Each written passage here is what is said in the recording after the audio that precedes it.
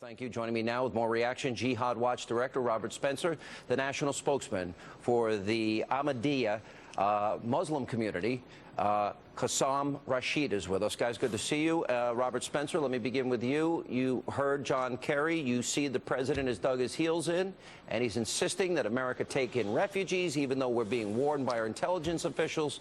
What is your reaction to this, and what is the president, what is John Kerry not getting?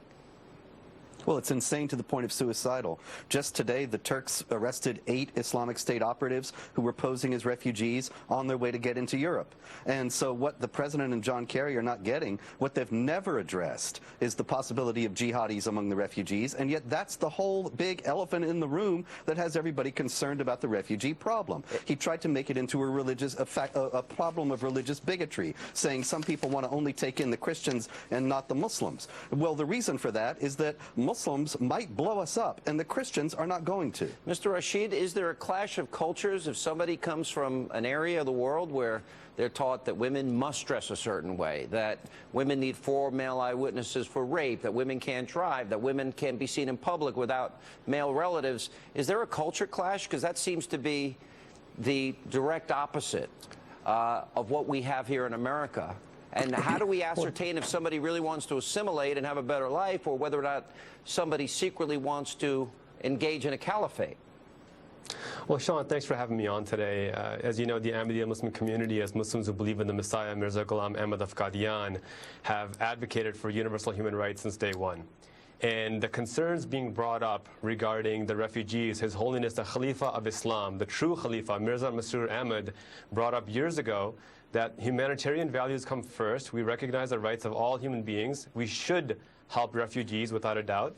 And there must be a comprehensive and thorough but let's get to the heart of the question. Is America risking that ISIS and ISIS-related terrorists will infiltrate the refugee community, as our intelligence officials are suggesting they may very well? Are we risking American lives by doing that, sir? I think we're risking American dignity if we don't help our refugees. I didn't ask you that question. I asked you, is it likely that ISIS will infiltrate the refugee population to get at America? Is that likely? That's what ISIS has stated, and if we study history in 1939, when the SS St. Louis came to Florida with 908 Jewish refugees, and we sent those Jewish refugees back. Sir, wait a minute. Very tragically, half of them died in the Holocaust. We can't repeat the mistakes of history out of fear.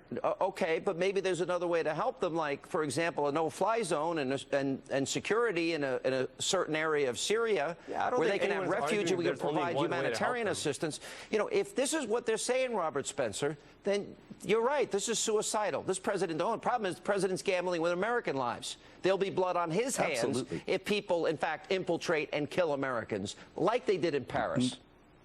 No doubt about it, Sean. Look, the Islamic State told us this was coming. They threatened in February that they were going to flood Europe with 500,000 refugees. They weren't just trying to trigger a social crisis. They were going to plant jihadis among the refugees. They've already boasted that they've sent 4,000 into Europe. More are coming. Now, Barack Obama, without ever addressing that, is going to bring this population over to the United States. People are going to die as a result of this disastrous policy. This is unbelievable. All right, we have plenty more coming up.